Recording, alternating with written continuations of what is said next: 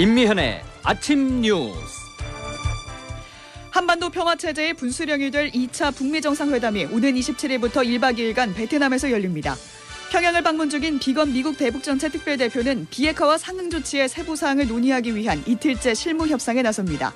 폼페이오 미 국무장관은 김정은 위원장의 약속을 지킬 것으로 기대한다며 북한의 비핵화가 가능하다고 강조했습니다. 여야가 김경수 지사 판결을 놓고 강하게 대치하면서 설 연휴 이후에도 국회 냉각기는 계속될 전망입니다. 태안화력발전소에서 근무 도중 숨진 비정규직 노동자 고 김윤균 씨의 장례가 오늘부터 사흘간 치러집니다. 밤새 중부지방을 중심으로 눈이 내려 출근길 불편이 예상됩니다. 눈은 오전에 모두 그치지만 낮부터 찬바람이 불면서 추워집니다. 이상은 이 시간 주요 뉴스입니다.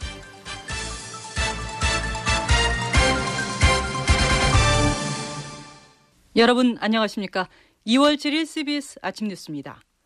한반도 운명을 가를 2차 북미 정상회담이 오는 27일부터 1박 2일간 베트남에서 열립니다. 지금 평양에서는 북미 정상들이 발표할 합의문을 놓고 이틀째 치열한 협상이 진행되고 있습니다.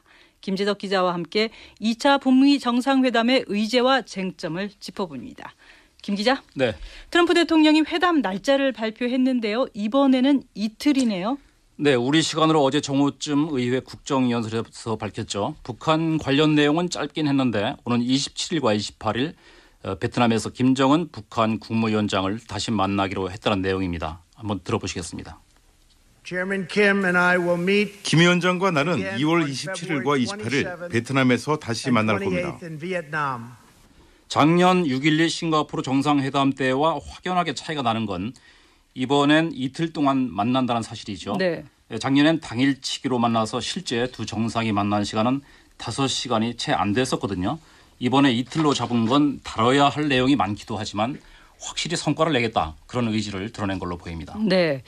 회담 장소 베트남 이렇게 발표는 했는데 구체적인 도시 이름은 발표하지 않았어요.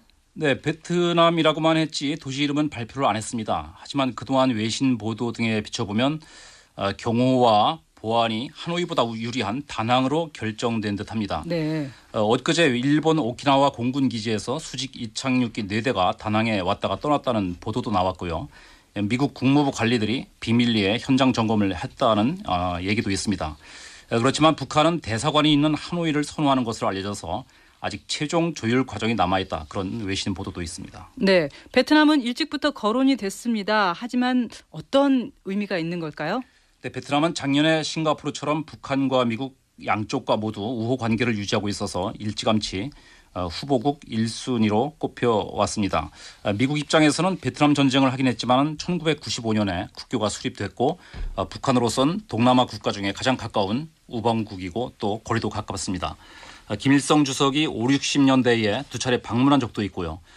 특히 베트남식 개혁 개방 모델인 도이모이 정책을 김정은 위원장이 벤치마킹 할 수도 있다는 점도 고려된 것으로 보입니다. 네, 2차 북미 정상회담에서 비핵화와 또 상응 조치 여기에 합의를 할 수 있는 거냐 이게 관건 아닙니까? 그렇습니다. 1차 정상회담 때는 발표된 공동성명이 4개 항이었거든요. 네. 북미 관계 개선, 한반도 평화체제 구축, 완전한 비핵화 등이었는데 구체성이 떨어진다는 지적이 미국 조야를 중심으로 제기됐었고요. 실제로 이후 비핵화 협상은 교착 상태에 빠졌습니다. 마이크 폼페이오 미 국무장관이 2번이나 평양을 방문했지만 핵 리스트 신고와 제재 완화 등에 대한 입장 차이로 진전이 없었죠.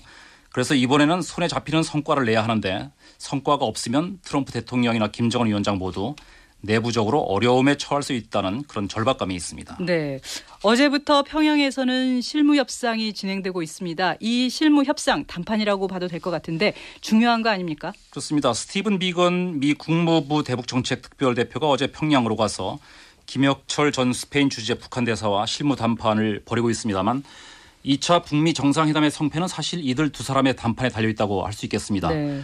비건 특별대표가 판문점이 아닌 평양까지 들어간 것은 비핵화와 관련해서 김정은 위원장의 의중을 직접 확인하겠다는 의지가 반영된 것으로 보입니다. 신범철 아산정책연구원 통일안보센터장입니다. 스티브 비건에게 어느 정도 협상력을 트럼프 행정부가 부여한 거죠. 평양에서 협상을 하면 그런 의사결정 과정이 단축될 거 아니에요. 한편에선 핵심 쟁점에서 어느 정도 합의를 봤기 때문에 평양까지 들어간 것 아니냐 이런 분석도 나오고 있기도 합니다. 네, 김 기자, 북한이 내놓을 수 있는 비핵화 조치 어떤 것들이 있습니까? 사실 북한이 협상 테이블에 올려놓을 비핵화 조치의 리스트는 상당 부분 나왔습니다. 미국의 상응 조치를 전제로 한 영변 핵시설 폐기나 동창리 엔진 시험장과 미사일 발사대 폐기 등은 북한이 이미 작년 9.19 평양 공동선언에서 밝힌 내용이고요. 네. 여기에 비건 특별대표가 최근 강연에서 김정은 위원장이 영변을 뛰어넘는 핵시설 폐기 의사를 밝혔고 추가 비핵화 조치도 언급했다 이렇게 말했지 않습니까? 네. 이른바 플러스 알파인데 여기에는 대륙간 탄도미사일 폐기 등이 거론되고 있는데 이런 비핵화 조치를 언제까지 이행한다는 로드맵이 나올지가 관건이라고 하겠습니다. 네. 그런데 미국은 아직 상응 조치에 대해서 구체적으로 얘기한 게 없지 않나요? 그렇습니다. 사실 협상의 성패는 북한의 비핵화 조치에 미국이 어떤 상응 조치를 내놓느냐 여기에 달려있다고 할 수 있습니다. 네. 관련해서 지난달 말 비건 특별대표가 스탠포드대 강연에서 밝힌 내용이 있는데 여기에는 종전선언과 평화협정, 체결론의 대북 투자 등이 담겨 있고요. 직접 말하지는 않았지만 개성공단 재가동과 금강산 관광 재개 등도 거론되고 있습니다. 하지만 미국은 그 제재 완화에 대해서는 여전히 완강한 입장에서 물러나지 않고 있는데 양측이 요구하는 조건들을 놓고 퍼즐을 맞추기가 쉽지 않다는 얘기인데 네. 김현욱 국립외교원 교수 얘기를 들어보시겠습니다. 근데 구체적인 디테일, 타차를 어떤 식으로 하겠느냐. 니네가 원하는 참관 정도로는 안 된다. 들어가서 시료 채취부터 다 하자. 그랬을 때 그거를 북한이 과연 억셉트를 하겠느냐. 그래서 실무회담이 정상회담 직전까지 계속되지 않겠느냐 이런 전망도 있습니다. 네, 베트남에서 남, 북, 미, 중 이 4자 정상이 만날 가능성도 거론되는데요. 어떻게 보십니까? 북미 정상회담 시기를 전후해서 미중 정상회담이 열리는데 베트남에서 열릴지는 확실하지 않습니다. 트럼프 대통령은 해외에서 만난다고만 했고 일부 외신들은 북미 정상회담 기간 중에 다낭에서 만날 가능성이 있다고 보도했는데 청와대는 일단 문재인 대통령이 베트남에 갈 가능성은 적다 이렇게 부인했습니다. 만일 남북 미중 정상이 만나게 된다면 종전선언 문제를 논의할 수 있겠습니다. 네, 잘 들었습니다. 지금까지 김재덕 기자였습니다. 2차 북미 정상회담을 3주 앞두고 미국 조야는 과연 이번 회담에서 북한이 가시적인 비핵화 조치를 내놓을 수 있을지 주목하고 있습니다. 이런 가운데 폼페이오 미 국무장관은 북한의 비핵화가 가능하다고 믿는다고 강조했습니다. 워싱턴 장규석 특파원이 보도합니다. 마이크 폼페이오 미 국무장관은 우리 시간으로 어젯밤 폭스뉴스 방송에 출연해 북한이 비핵화 약속을 이행할 것으로 기대한다고 말했습니다. 김정은 위원장이 지난해 6월 싱가포르에서 한 비핵화 약속을 이행할 걸로 기대합니다. 진행자가 북한 비핵화가 가능하다고 믿느냐고 질문하자 물론 믿는다며 이는 김정은 위원장이 직접 한 말이라고 강조하기도 했습니다. 트럼프 미국 대통령이 어제 국정연설에서 2차 북미 정상회담 일정을 공개한 다음 날 폼페이오 장관이 곧바로 북한 비핵화에 대한 낙관론을 펼친 것은 미국 조야에서 여전히 비핵화 회의론을 거두지 않고 있기 때문입니다. 실제로 미국 언론들은 2차 북미 정상회담 소식을 보도하면서 지난달 29일 댄 코츠 국가정보국장이 미 상원 정보위 증언을 빼놓지 않고 전하고 있습니다. 북한이 핵무기와 생산 능력을 완전히 포기할 가능성은 희박합니다.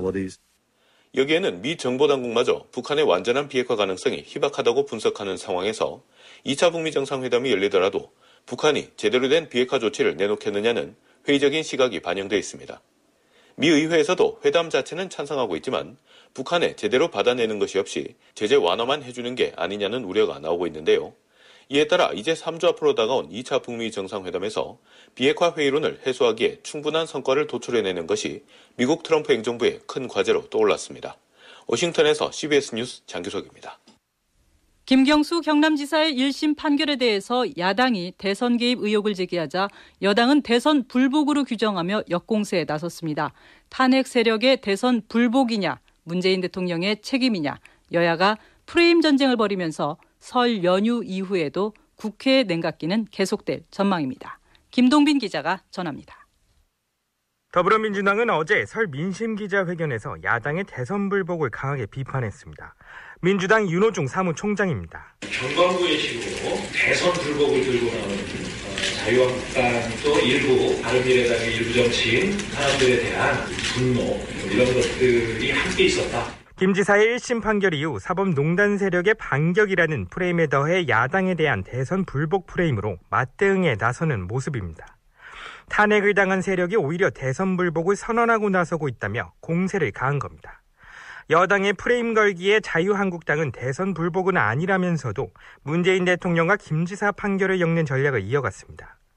한국당 나경원 원내대표입니다. 언제 저희가 대선 불복이라고 했나요? 저희가 얘기하는 것은 단지 왜 그 당시에 김정숙 여사님께서는 강행성 가자라는 이야기를 했고 대통령께서는 아시는 거는 없는지 말씀해달라고 하는데. 김 지사가 문 대통령의 측근이란 점을 강조해 정권 차원의 선거비리 가능성과 청와대에 대한 수사 필요성을 제기하며 전국의 주도권을 가져오려는 포석으로 풀이됩니다. 민주당은 김 지사의 재판에 대통령을 언급한 것 자체가 대선 불복이라며 더욱 강한 대선 불복 프레임 공세를 이어갈 뜻을 내비치면서 여야의 대치는 더욱 치열해질 전망입니다. 이 때문에 법적으로 열도록 되어 있는 2월 국회도 불투명해진 상황. 이번 달 말 예정된 2차 북미 정상회담과 같은 시기 한국당 전당대회 이후에나 냉각기가 풀릴 수 있다는 관측도 나옵니다. CBS 뉴스 김동빈입니다. 단독주택에 이어서 서울의 토지에 대한 공시가격도 지난해보다 2자릿수 넘게 오를 전망입니다. 이재준 기자가 보도합니다.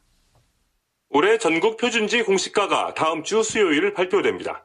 국토교통부는 조만간 중앙부동산가격심의위원회를 열어 전국 50만 개 표준지의 가격을 확정합니다. 앞서 국토부가 지방자치단체에 통보한 공시지가를 보면 전국 상승률은 9.5%, 서울은 14%를 넘길 것으로 예상됩니다. 지난해 상승률 6%에 2배가 넘는 인상폭으로 강남구는 24%, 중구도 22%에 이를 것으로 보입니다. 특히 명동이나 퇴계로 등 초고가 지역 공시지가는 2배가 넘는 곳도 속출할 전망입니다. 토지 공시가의 현실화율이 아직 63%에 못 미치는 걸 감안하면 지난달 단독주택처럼 단계적인 핀셋 현실화가 이뤄지는 셈입니다. 시세 반영률이 68% 넘는 아파트도 상황은 마찬가지입니다. 지난해 시세가 8% 넘게 치솟은 서울 시내 대부분의 아파트 공시가 역시 오는 4월 말 인상이 불가피할 것으로 보입니다. 국토부 김현미 장관입니다. 앞으로 공동주택에 대한 공시가격을 산정할 때에는 현실화율 자체에 있어서는 크게 변화가 있지는 않을 것 같고요. 대신 가격의 상승분에 대해서는 시세 반영은 적극적으로 할 계획입니다. 특히 그동안 65% 수준에 그쳤던 강남, 서초 등 고가 아파트들의 시세 반영률을 다른 지역 중저가 아파트처럼 70%까지 끌어올릴 경우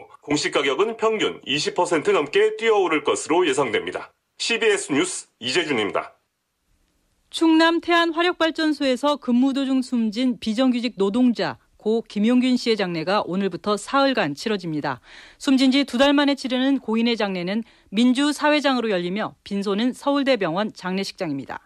장례 기간 중 일반인들도 빈소를 찾아 조문할 수 있습니다.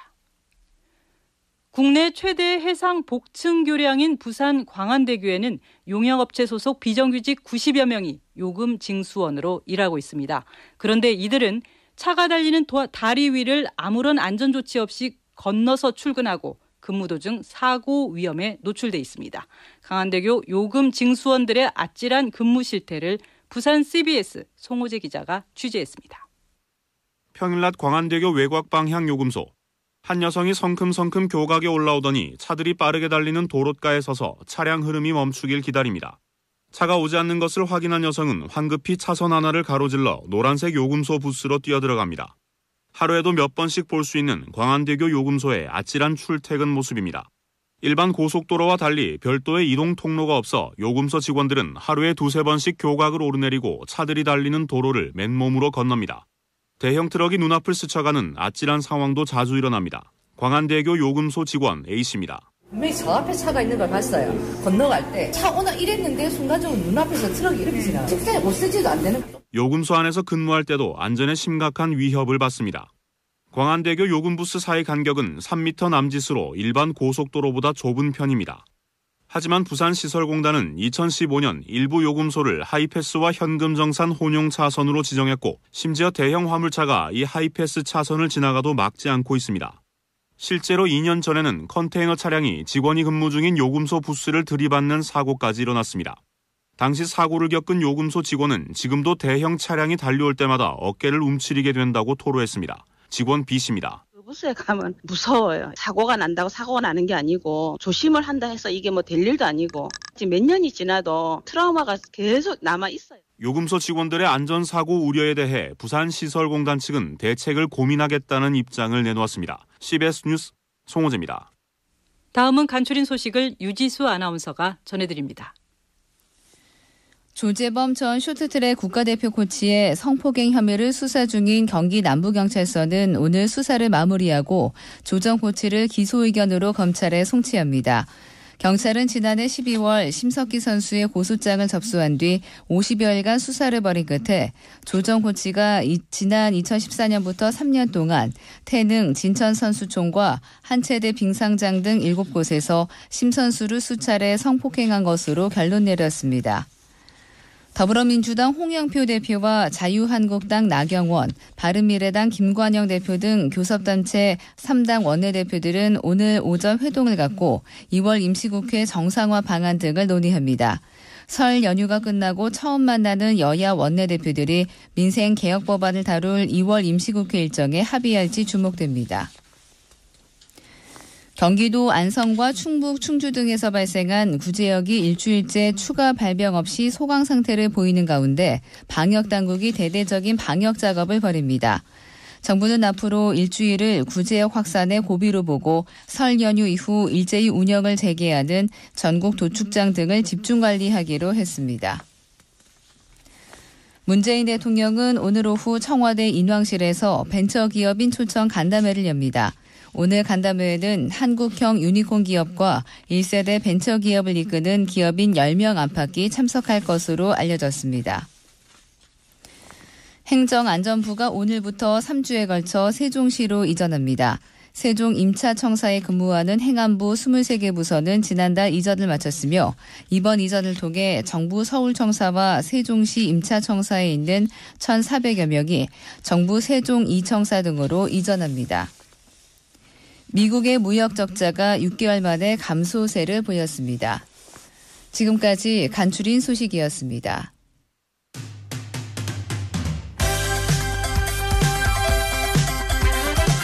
오늘의 뉴스픽.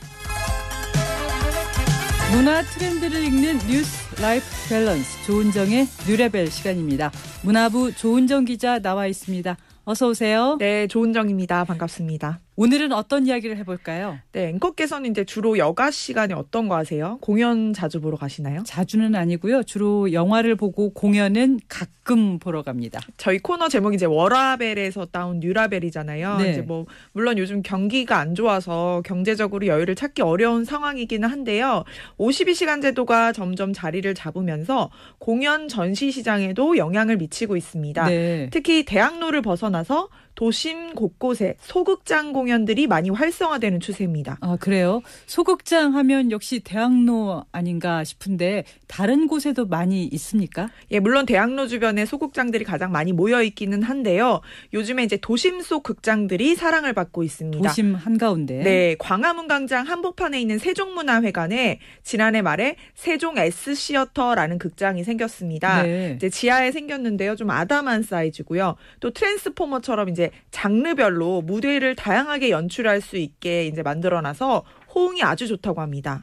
네, 세종문화회관은 주로 대극장 공연을 많이 보러 갔던 것 같은데 소극장도 있었군요. 네, 우리가 이제 대극장 공연 같은 경우에는 한 번 보려면 금액이 상당히 들잖아요. 그렇죠. 네, 예매하기도 좀 힘들고요. 그런데 이런 S시어터에서 하는 공연은 약 3만 원 정도 선에서 볼 수가 있습니다. 광화문 근처는 또 직장인들에게 접근성이 좋잖아요. 그렇죠. 뭔가 아주 이제 정식으로 공연을 본다, 마음 먹고 본다 이렇다기보다는 퇴근길에 이제 잠시 들러서 문화생활을 즐기는 그런 일상에 접근이 가능한 거죠. 세종문화회관의 오정희 팀장 얘기를 한번 들어보시죠. 이제 광화문 시대를 맞이하면서 가변형 자유극장을 만들었죠. 그래서 이전에보다 이제 광화문에 항상 오는 관객들은 좀 40대 이상의 많은 관객들이 왔다고 하면 좀 더 문턱을 낮춰서 20, 30대 관객들이 많이들 올 수 있는 공연으로 S시어터를 지금 개관해서 운영하고 있어요.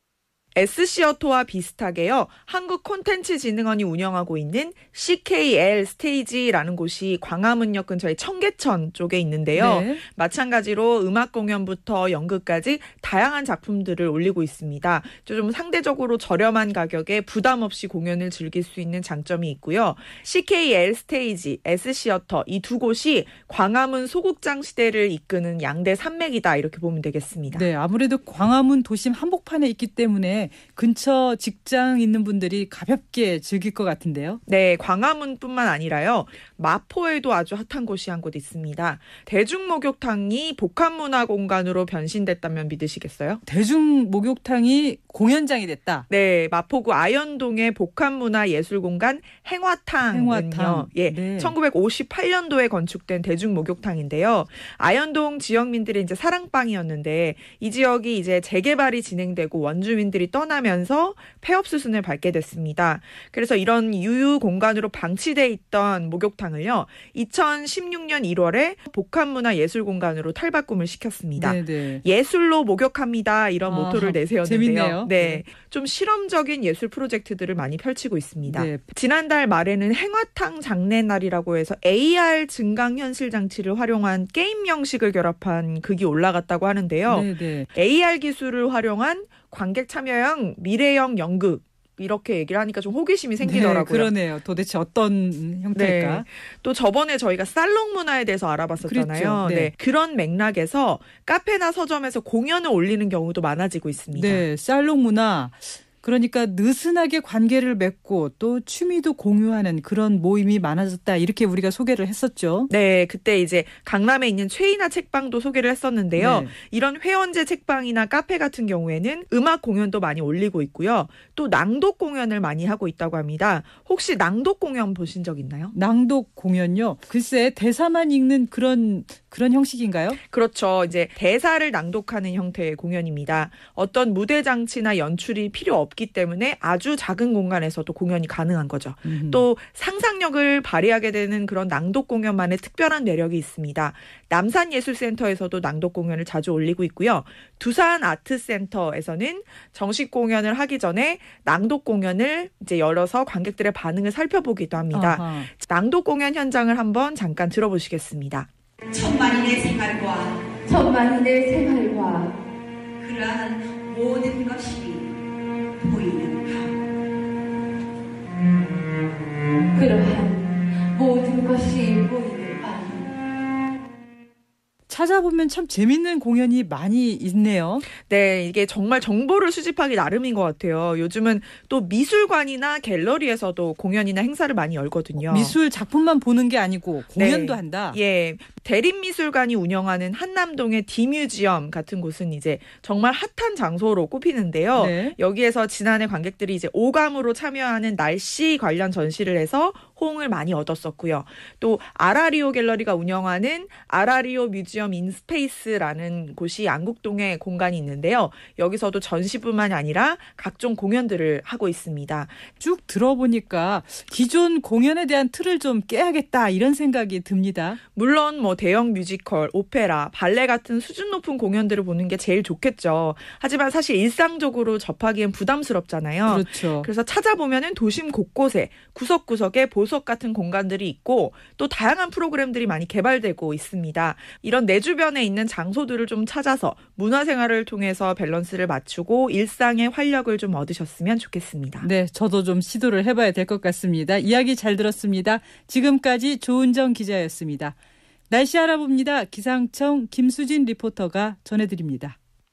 네, 설 연휴를 보내고 맞이한 오늘 아침 그렇지 않아도 힘든 출근길인데요. 날씨까지 한 몫을 보태고 있습니다. 현재 중부와 호남 서해안 일부 지역을 중심으로 약하게 눈이나 비가 내리고 있고요. 특히 강원 영동 북부 지역으로는 대설특보가 발효 중인 가운데 좀 더 많은 눈이 쌓이고 있습니다. 앞으로 경기 동부와 강원 영서, 충북 북부와 전남 지역은 오늘 아침까지, 또 강원 영동과 제주도는 오늘 오전까지 이렇게 눈이나 비가 좀 더 이어지겠는데요. 예상 적설량은 강원 영동 북부 지역에 최고 10cm 이상, 그밖에 강원 산간과 북부 해안에 2에서 7, 경기 동부와 강원 영서, 충북 북부 지역에 1cm 안팎의 눈이 더 내리겠습니다. 그리고 이 눈비구름들 뒤로는 북쪽에 찬 공기가 내려오면서 오늘 낮부터 하늘은 차츰 맑아지겠습니다만 찬바람이 강하게 불면서 날이 급격히 추워지겠습니다. 오늘 서울의 한낮 기온 0도에 머물겠고 원주 2도, 청주 3도, 광주 7도의 분포로 어제보다 5도에서 많게는 10도 이상 큰 폭으로 떨어지겠고요. 특히 내일 아침에는 서울이 영하 10도까지 떨어지는 등 좀 더 강력한 한파가 찾아오겠습니다. 그리고 이번 추위는 이번 주말 주일까지도 이어지겠습니다. 날씨였습니다. 2월 7일 아침 뉴스를 마칩니다. 고맙습니다.